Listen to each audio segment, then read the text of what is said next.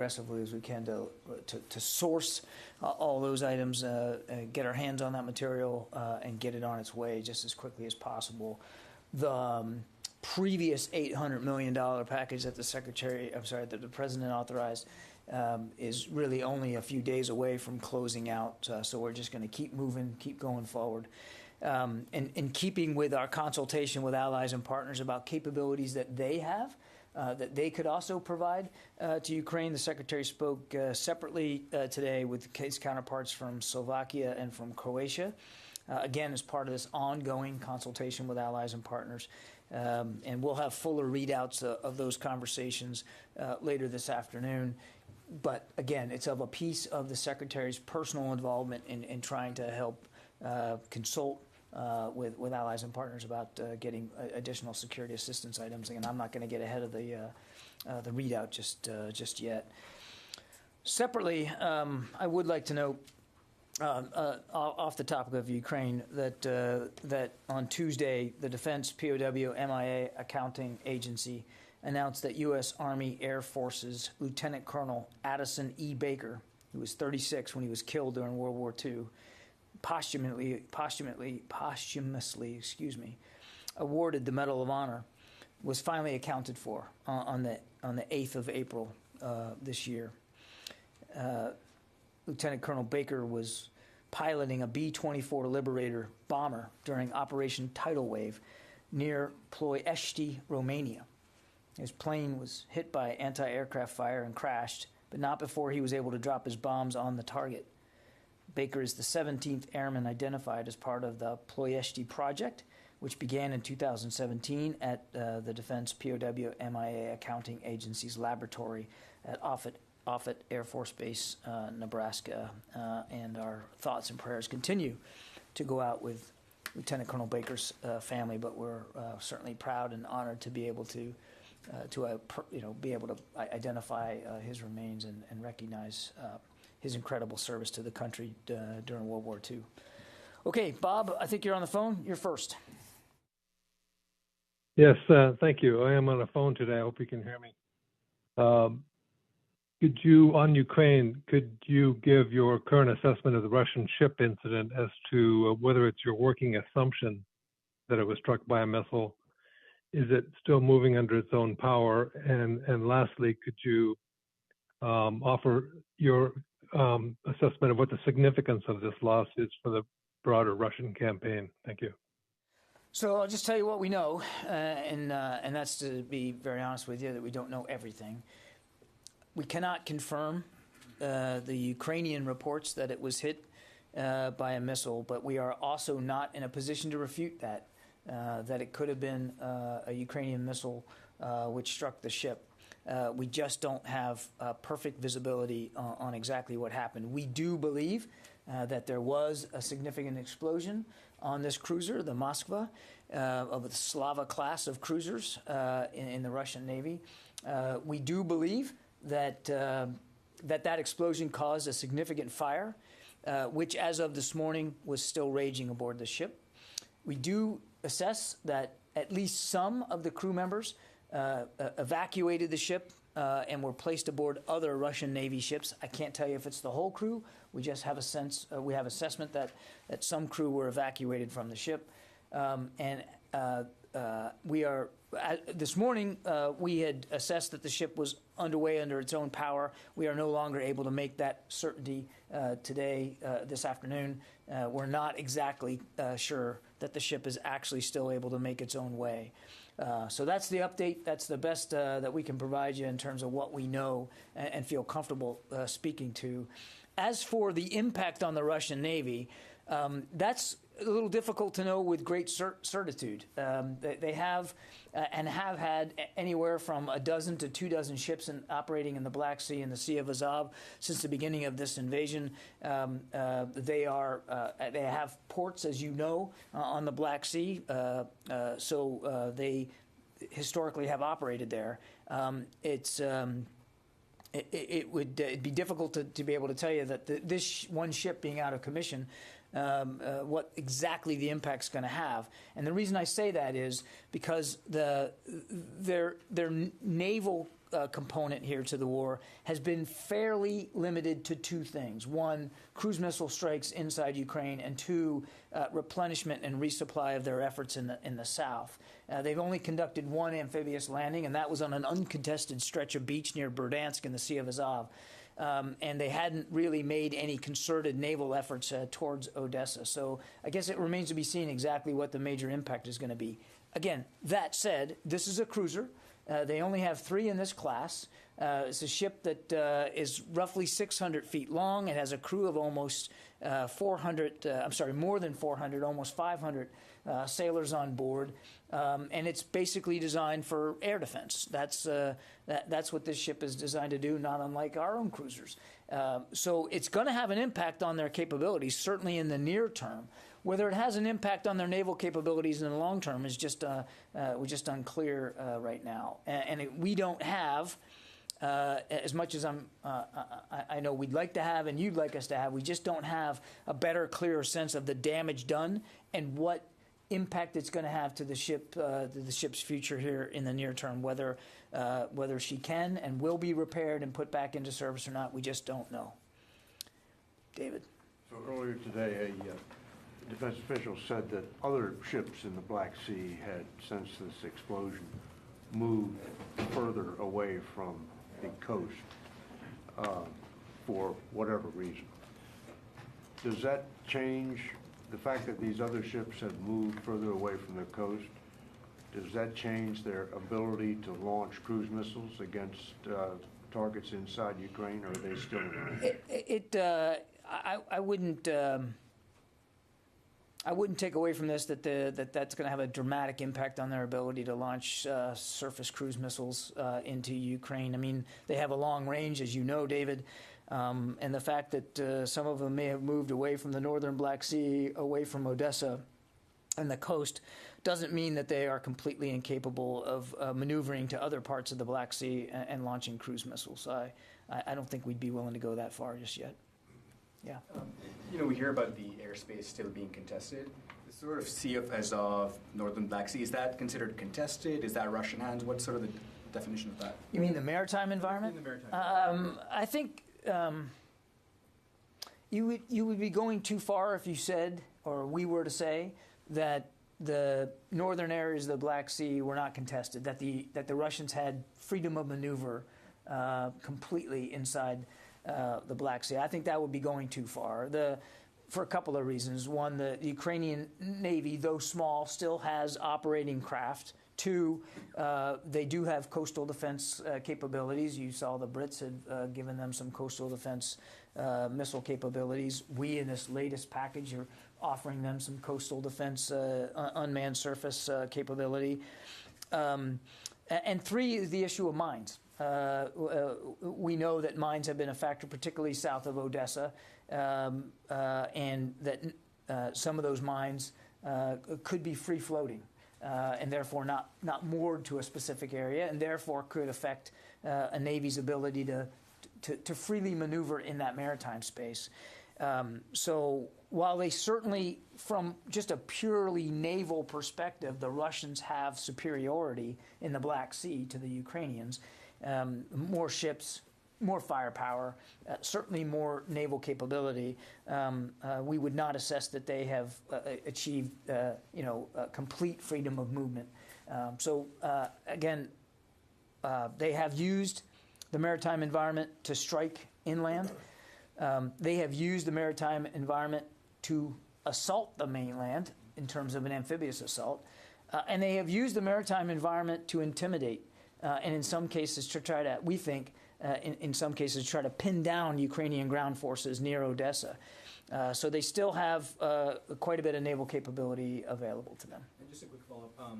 When the embassy in Kyiv was moved to Lviv and then to Poland, the Marines obviously moved out as well. Correct. Are they still with the contingent of U.S. diplomats in Poland, or have they dispersed? I guess what I'm getting at is the French have opened up their embassy, or have said they're going to open up their embassy in Kyiv.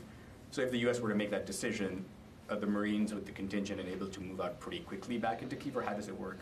I can't say definitively how many of the Marine security detachment is with the now displaced embassy personnel. I suspect that there is still some physical security being provided them, even though they're in Poland. And I don't want to get ahead of the State Department's decision about their embassy in Kyiv and if and or when and how they might think about react. That's really something for the State Department to speak to. I would just tell you that, without getting into the hypotheticals here, the Marines are very proud of their security responsibilities with respect to embassies and posts all around the world and support to our diplomats. And that would be an active part of any consideration of bringing an embassy back up to speed. Would be force protection and security for our diplomats. And clearly the Department of Defense would be a part of that discussion. But there's been no decisions made. Tara. Thanks, John. Of the few cruise missiles that have been launched by the Russian Navy into Ukraine, can you tell us, did these originate from the Moskva, or did some of them originate from the Moskva? And then I have a couple others. I couldn't tell you for sure. I mean, this is a cruiser by definition. I mean, they can do lots of things, but they're basically an air defense platform. So typically, they're designed for air defense purposes, but I'm not suggesting that she wouldn't have offensive capabilities. We know, I would just tell you that we do know that some, not a lot, but some cruise missile attacks inside Ukraine have emanated from surface combatants in the Black Sea and the Sea of Azov. I couldn't tell you whether the Moskva participated in that and how much. Okay, and then just two others. On the USVs that the U.S. will be providing to Ukraine, will these unmanned surface vehicles be armed, and kind of what will their purpose, or what will they be able to provide Ukraine? Yeah, they're designed to help Ukraine with its coastal defense needs, and I think I'm just going to leave it at that. I'm not going to get into the specific capabilities, but they're designed to help Ukraine with its coastal defense needs. And as the next tranche of $800 million goes in, is there any concern that, because these are more advanced weapons, Russia may contest those supply lines? Can have those supply lines remained uncontested to this point? Yeah, all I can do is tell you what we're seeing today, and flights are still going into to transshipment sites in the region, and ground movement is still occurring of this material inside Ukraine. That every single day there are security assistance weapons and material and support equipment that is getting into Ukrainian hands. And as we've said before, we're going to keep doing that as much as we can, as fast as we can. There have been we have not seen any Russian efforts to interdict that flow, and so we're going to keep doing it. And as you know, we don't talk about the specifics of that flow so that we can preserve a measure of operational security, and we constantly look at it every day, monitor it, change it, adapt it as needed. Yeah, Sylvie. You said that Russia has still naval superiority in the Black Sea. Just in terms of numbers of ships and capabilities, I think that's a mathematical truth. Yeah. Okay. Do they block naval movements of other countries around the Black Sea, Romania, for an example? I'm not aware of anything that they've done to affect the other sovereign states on the Black Sea. They have blockaded Odessa, clearly. They have prevented Odessa from its economic trade and flow of maritime traffic in and out of Odessa, but I'm not aware of anything they've done to threaten or to pose a problem for the economies of other Black Sea nations. I'm not thinking about economy. I'm thinking about how you are going to give those unmanned defense coastal ships to Ukraine. They have to go somewhere. They'll get there. Travis. Thanks, John. Is there any update from EUCOM on the plan for U.S. troops to train these Ukrainians on any of these systems? I don't have any details to speak to today. As I said yesterday, we're mindful of the clock, and we're mindful that there will be a basic fundamental training need for some of these systems. I want to stress, Travis, that as I tried to do yesterday, perhaps not perfectly, while some of these systems, the radar, the howitzers, will require some familiarization and some basic training, it's not exorbitant. It won't take a long time. It won't require a large pool of trainees. We'll work it out. We'll try to get opportunities for a small number of Ukrainians to be familiarized with these systems, but we don't believe that it's going to be an onerous task or lengthy in time or in resources. General Walters was able to brief Secretary Austin just this morning on his efforts to work this out, and he's, believe me, he knows that it's a requirement, and he's working on it. If I could just follow up, you had mentioned the identification of the remains at the top of the briefing. Yeah. And this question may come out of left field a little bit, but there are still thousands of U.S. service members missing in North Korea. And during the last administration, there was really a high-profile return of remains from North Korea to the United States. I'm just wondering if this administration still has that as a priority, and if it's working that in any way, or whether it's looks at the situation with North Korea now as just being unrealistic to expect some kind of agreement. Yeah, I'm going to take half your question because I don't know what progress has been made with respect to the Korean Peninsula. So let me see if I can find out. I'll check with DPAA and see where that is. But on the larger issue that you raised, it's absolutely a priority for the Secretary. In fact, one of his very early visits to Hawaii, he took time to go visit DPAA and talk to them about their recovery efforts and walk through the laboratory, talk to the scientists and the forensic experts. It was quite a fascinating day, and he is 100% committed to doing everything that we can and he can to support DPAA in this mission. And it's not just Korea; it's Vietnam.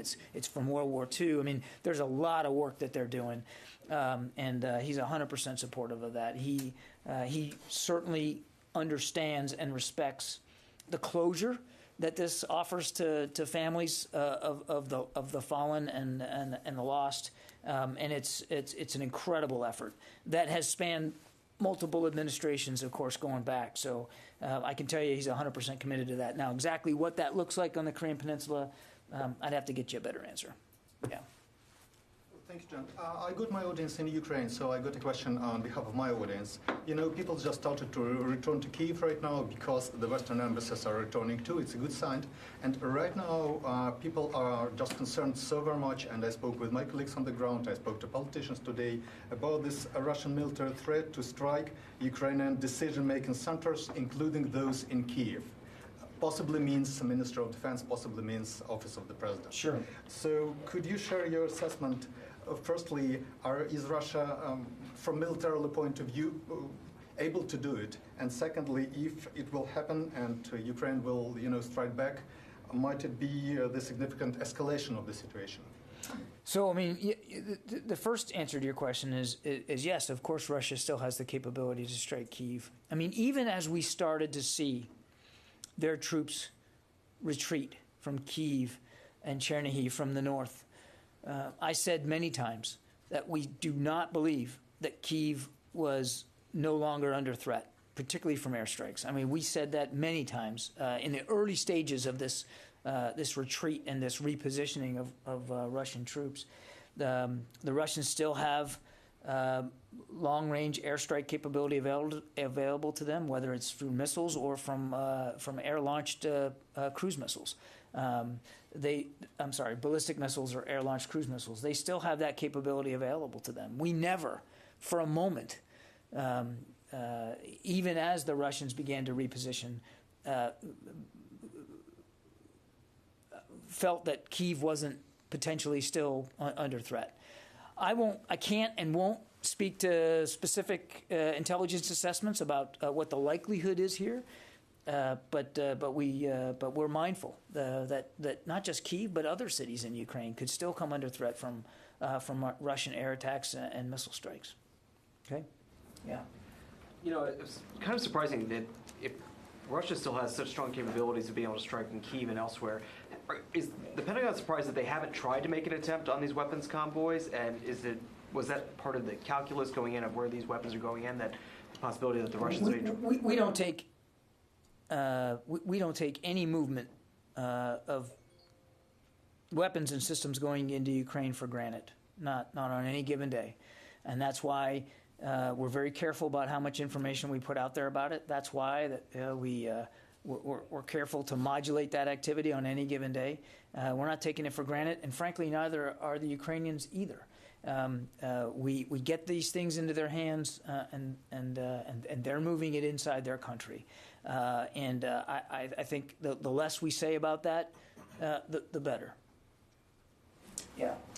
John, Ukraine says it reclaimed a checkpoint along the border with Belarus. So how important would that move be at this current stage in the war? And is Belarus still hosting those Russian soldiers, not only to resupply, but redeploy them? I haven't seen the report that they've retaken a checkpoint, so it's difficult for me to go into much detail about that. We have not seen, continue to have not seen tangible efforts by Belarus to involve their troops inside Ukraine. Now, that said, they have housed Russian troops on their soil, continue to do so today.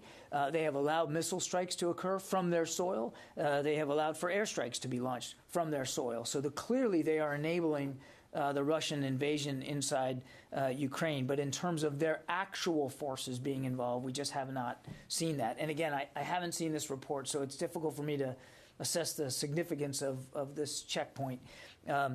But it certainly wouldn't surprise me, given that that as the Russians were retreating from the north, the Ukrainians were in hot pursuit and doing the best they could to make that retreat more difficult for the Russians, more hasty than I think they wanted it to be. And of course, they had to do a significant amount of clearance because of concerns for landmines. So, yeah, back there. Mike Stone at Reuters. It was just yesterday, that's all. I just didn't know. Just reminding you. But I got it. Your face is burned on my brain. Mike Stone for Reuters, got it. Go ahead, Mike Stone. Yesterday's package didn't include any Stinger missiles. Is there a reason for that? Did the Ukrainians rescind their request for Stingers? Or has the United States par stock been reached? No.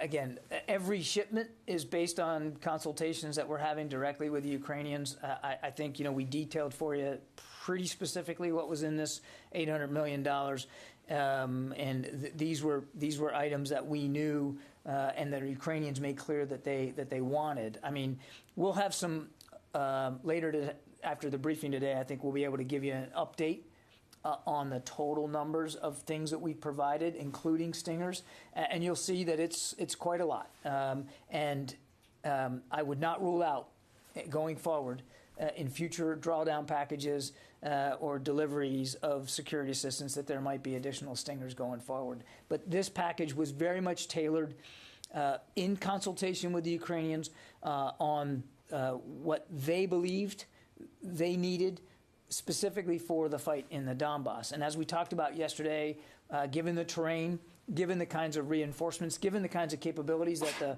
the Russians, bless you, are beginning to push into that region, things like artillery and counter-artillery radar, those were some of the big items that we really believe were most important for this next tranche. But wouldn't rule out additional deliveries of Stingers going forward. Yeah, Barb. I wanted to follow up and clarify on your answer to Trace on the embassy. You said that, because of Marines providing security, that the Defense Department would be part of any discussions, but that no decision has been made. So to make sure I understand, yes, there are discussions about when, if, how to reopen the embassy? I'd refer you to my colleagues at the State Department. That you would be part of these discussions, but no decision has been made. Can you tell us if you are discussing it with them? I would refer you to the State Department. My other question is, Medvedev, I can't say his name, Medvedev said today that Russia would significantly bolster its western flank and start moving weapons there if Finland and Sweden were to join NATO. And I was wondering if you had any update whether you yet see Russia moving weaponry towards that flank. I don't have any update for you on that. Yeah. Joe. Yes, sir. Thanks. The president's used his drawdown authority several times now. I think it might be 7 to transfer U.S. military equipment to Ukraine from U.S. stockpiles. And to follow up on your answer yesterday, you said that they aren't yet at unsafe levels. Can you share the metric for that assessment? We're going to be careful about that, Joe. I think you can imagine. I would just tell you that this is something we're watching every single day. And it's one of the reasons why we wanted to have that roundtable yesterday with CEOs. I'm not going to get into specific metrics, but I can assure you that we are not at the point where our inventories of these systems have or will imminently affect our readiness. We're watching this literally every single day. And we don't want to get to a point where that becomes an issue, which is, again, one of the reasons why we had this discussion yesterday with the CEOs. We're comfortable that our stocks are in keeping with our readiness needs. But we obviously know that as these packages go on and as the need continues inside Ukraine, we want to lead turn that. We want to be ahead of the bow wave on that and not get into a point where it becomes a readiness issue. To that end, will the Secretary be recommending at any point that the Defense Production Act be used to ramp up production? I don't have anything to predict with respect to that, Joe. I'm not anticipating that, and obviously that would be a discussion between the President and the Secretary, but I know of no such discussions on that right now. Janie? Thank you, John. I have two questions on North Korea, Russia, South Korea. Recently, the Russian defense minister has asked the North Korean leader Kim Jong-un to provide missiles, ammunition, weapons to use for Ukraine war. What can you say about the military cooperation between North Korea and Russia? I don't have much context on any cooperation between North Korea and Russia. Obviously, we wouldn't approve of any nation providing material support to Russia in this invasion of Ukraine. North Korea and China, excuse me, they support economic and military aids. So it can be affected more strong war in Ukraine. It affected the Korean Peninsula. How did you estimate this? Yeah, again, let me put it this way. We haven't seen any tangible support from either China or North Korea to Russia, point one. Point two, we, in addition to doing everything we can to help Ukraine defend itself, we also have responsibilities in South Korea to help the South Koreans defend themselves and to reinforce our security commitments on the Korean Peninsula, and we're still very able and very capable of doing that. South Korea, excuse me, because I have a little. Will the aircraft carrier Abraham Lincoln is in Korea right now in Korean Peninsula?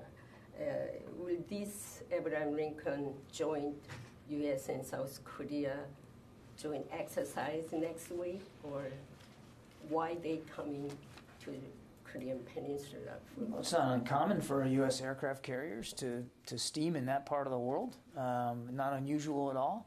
I don't have anything on the Lincoln schedule to speak to today or what exercises she might contribute to. I'd refer you to U.S. Forces Korea for that. But look, freedom of navigation is freedom of navigation, and our carriers demonstrate significant maritime power all over the world. It's not uncommon for them to operate in those waters. Mike. Yeah, John, is the Moskva's the flagship of the Black Sea Fleet? Do you know the identity of the admiral whose flag it was and what's his disposition? I don't. I've seen colloquial. Yeah, Did he transfer his flag to another ship? Yeah, I've seen colloquial comments about her being the flagship of the Black Sea Fleet. I have nothing to corroborate that she was in fact a real flagship in the way that we consider a flagship. I mean, she's obviously. It's a cruiser and probably the biggest surface combatant that they have in the Black Sea at this point. And there's only 3 in that class, so the Russians didn't make a lot of them. But whether she was an actual flagship with an actual admiral and staff aboard the way we conceive of it, I just don't know. Yeah, real. Thank you. I want to ask you about the security deal between China and the Solomon Islands. The diplomatic efforts are ongoing to encourage the Solomon Islands to reconsider the deal. So from the military perspective, do you think this security deal is a part of China's broad effort to project power beyond the second island chain? It certainly could be. I refer you to the State Department for more detail. I would just tell you that we do understand that the Solomon Islands and the PRC are discussing a broad security-related agreement. The broad nature of that agreement itself leaves open the door for the potential deployment of PRC military forces to the Solomon Islands. And we believe that signing such an agreement could actually increase destabilization within the Solomon Islands and could set a concerning precedent for the wider Pacific Island region. So, I mean, obviously we're concerned about this. Okay? Let me go to the phones. I haven't done that very much. Jeff Shogel. Happy birthday, Jeff. Thank you very much. The Air Force is helping families of transgender, gay, and lesbian children who are in states that have passed anti-gay and trans laws like Florida, Alabama, and Texas. I'm wondering, is the Defense Department coming up with any policies to help military families who feel that who live in states that have passed laws like this? Jeff, I'm not aware of any departmental-wide policies. I think what the Air Force did was communicate to airmen and their families that if they needed any assistance or advice or counsel as they transferred from base to base, that there was a set of resources available to them. Carla Babb, VOA. Hey, thanks, John. Like Barb, I am interested in Russia's threat to deploy nuclear weapons in and around the Baltic should Finland and Sweden join NATO. How concerning is this threat to the Pentagon? And also, Medvedev was claiming that Russia was not to blame for this. What would you say about that? Sorry, that's my daughter. Sounds like you got a bit of an armed conflict going on there at home. Are you okay? We are okay. That is what happens when you try to lock your office door and you have a 4-year-old. That did not sound nonviolent. Oh, man, I got to get my brains wrapped around this again. Look, we obviously take any potential nuclear threat very, very seriously. And when we noted early on in the conflict when Mr. Putin decided to offer some bellicose rhetoric with respect to nuclear capabilities, that we noted at the time that we took that seriously and that we continue to monitor it as best we can. So with respect to any recent rhetoric, we're obviously watching that very closely, too. I would just tell you, again, two things. Our strategic nuclear deterrent posture is something that the Secretary checks in on every single day. It is not something that we take for granted.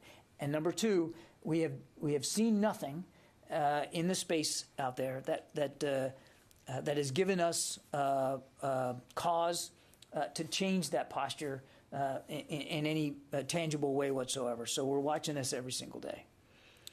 Tony Capaccio. Hi, John. I want to go back to the unmanned coastal defense ships.